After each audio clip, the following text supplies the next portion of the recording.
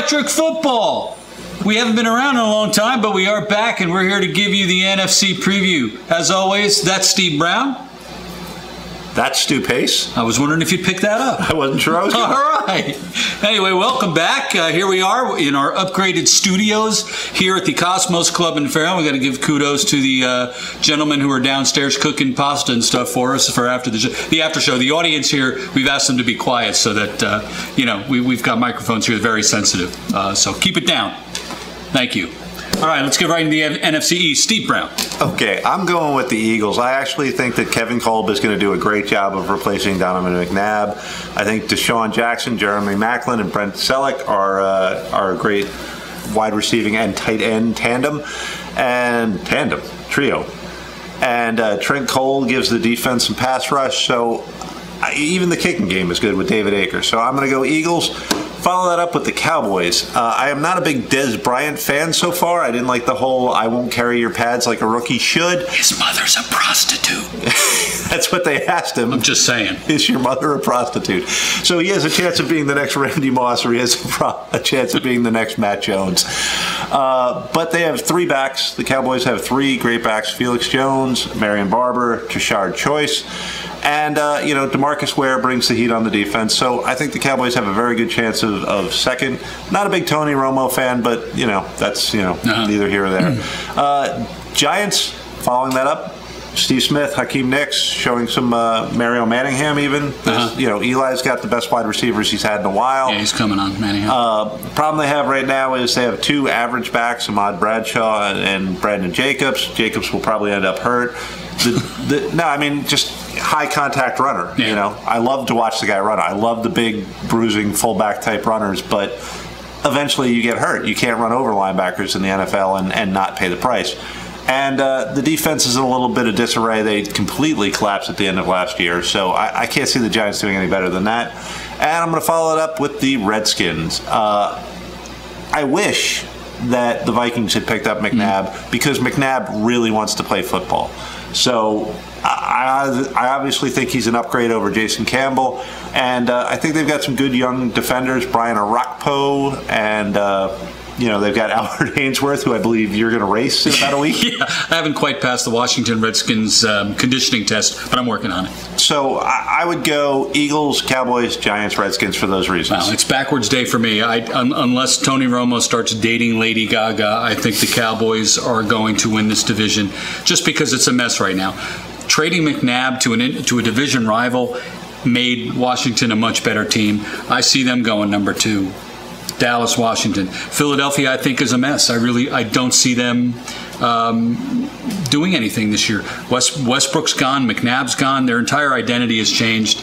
If they start out slow, I think the fans will be on them, and I don't think they'll be very good. I'll put the Giants. The Giants didn't do anything wrong. They didn't just do anything great to help themselves this year. So I see them 3. So I'm saying Dallas, Washington, Giants, and whatever the other team is. Who cares? It's the NFC. Who watches that? We'll agree to disagree on that. Okay. NFC North. All right. Well, I'm a big Minnesota Viking fan, and I actually think this is our Super Bowl year. Today, Brett Favre came back. Hello? Electric Football. Hold on. Tavares Jackson.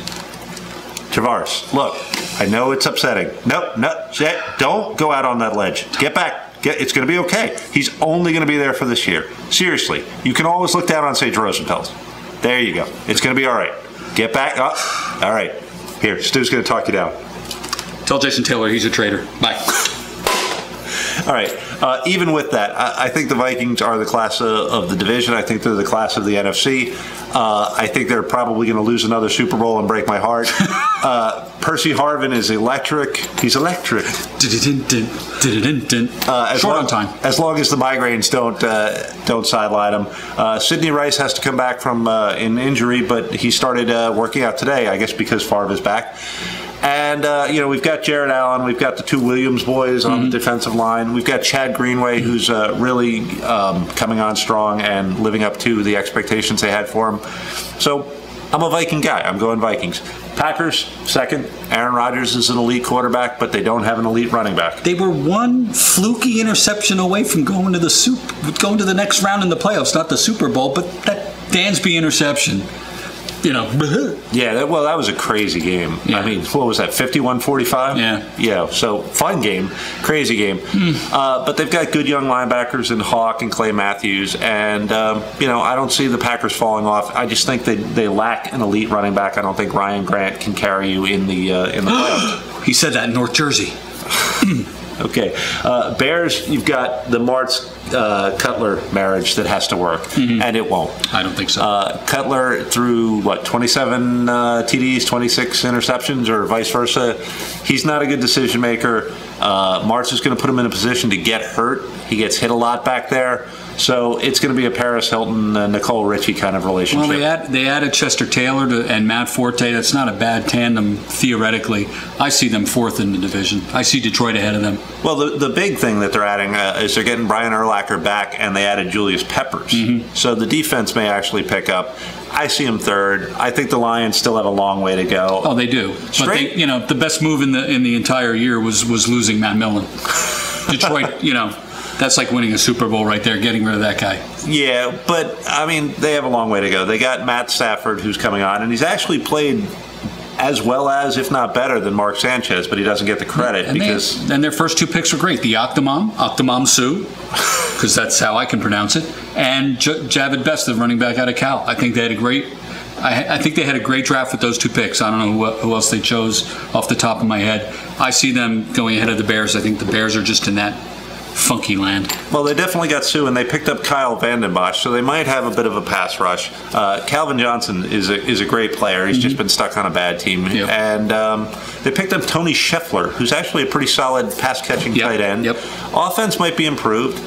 Defense, if Kyle Vanden Bosch has anything left, might be slightly improved.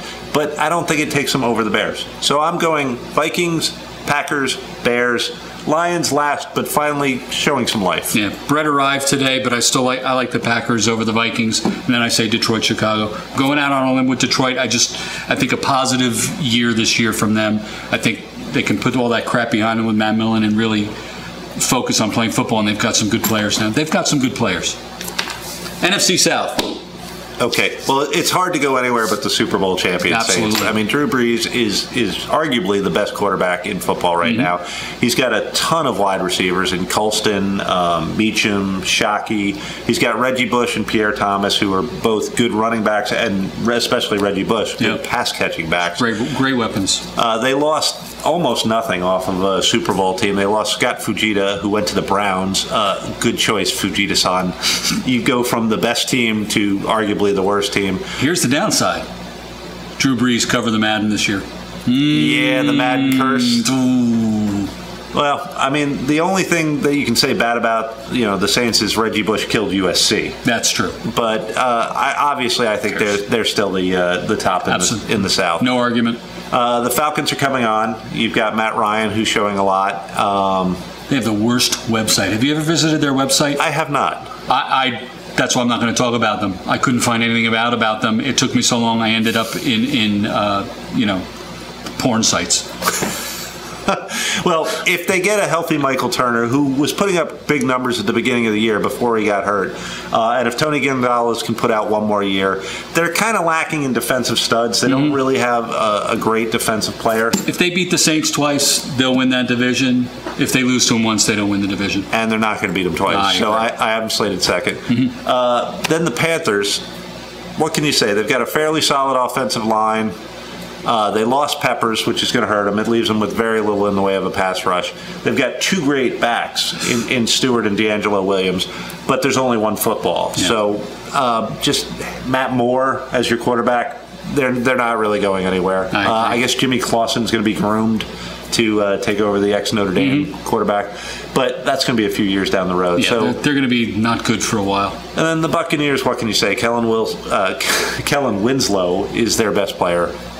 Josh Freeman showed a little bit, threw way too many interceptions. I think it was 18 interceptions, 10 touchdowns. That's not going to do it. They do have Stylez White, who makes the all-electric football name team. Stylez? Really? Stylez, I believe it is. Stylez. He's Stylezin. Wow. But that's all the Buccaneers have. Yes, I'm not going to argue any of those points. I think that's the exact order. The Saints, I don't know that they'll repeat as Super Bowl champs, but I think they get to the game unless Tony Romo dates Lady Gaga.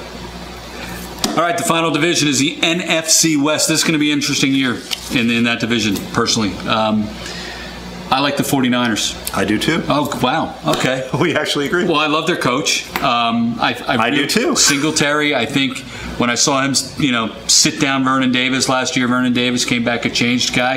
I think he's a huge target for Alex Smith. I don't think that Alex Smith is an elite quarterback, but I think he's serviceable in this situation. Frank Gore, Vernon Davis, hello, Miss Crabtree. Michael Crabtree on the wideout. Yeah, I had to do that. Oh, Miss Crabtree, there's something heavy on my heart. Here's what they did wrong. They picked up Ted Ginn. That's the Dolphin fan speaking. Oh, my God. Couldn't catch a cold. Mike Singletary, each universe is in craps planets. I love Mike Singletary. Yeah, I do too. I love watching him on the sideline. I loved watching him as a player, the whole intensity of the eyes. Mm-hmm. So, and what he did with Vernon Davis really kicked Vernon Davis in the tushy. Mm-hmm. And he went on to score, 13 touchdowns last year? Yep. Crabtree is not the next Randy Moss. He's a little bit too slow, but he might be a very good possession receiver. He might turn into a good red zone option for them. With Gore rushing, it opens up everything. And I know this hurts you, but Ted Ginn will at least help them as a kick returner. He's not probably going to help them as a wide receiver. I think Miami proved that. And Taylor Mays, actually, yes, safety. Good Taylor pickup. Mays, I love her album. Well done. Thank you. So I think we both agree on the 49ers. Who do you like after that? Cardinals, they let, Warner had to retire, but I don't see Matt Leinart, but I don't think the other two teams are anywhere near being good. That's why you got to take the Cardinals, in my opinion, number 2. Beanie Wells is a good running back. They've got a pretty solid offensive line, but I don't see much happening with the Cardinals. They're in a division now that's starting to turn around. That's my opinion. I think they're number 2. Other than Adrian Wilson, they don't have much on defense. They've got some older guys. Joey Porter, another guy that didn't really work out for the Dolphins, right. And Clark Hagan's an ex-Steeler. Names that might sound pretty good, but they're on sort of the downside of their career defensively. Adrian Wilson is a great player that just hasn't gotten the recognition. Because and they lost Dansby. It is hard to go with a guy named Beanie. But Beanie Wells is a great running back, and he's coming on. Tim Hightower will get less. Larry Fitzgerald had a preseason injury, so you got to see how that plays out. Right. And then you're right, the rest of the division is horrible. This is the worst division in football. It is. It always has been. The Rams got Sam Bradford, but that's going to take years before he develops. And the Seahawks got Pete Carroll, and I hate him, so they will win the entire league this year and win the Super Bowl. There you go. There it is. Did we just wrap them up? We had to wrap it up because we're running out of time. As always, we can talk for days. Anyway, for Electric Football, our email address, if you want to chat with us, is electricfootballshow@gmail.com. That's Steve Brown. That's Stu Pace. You're watching Electric Football. Thanks a lot for tuning in. Cheers.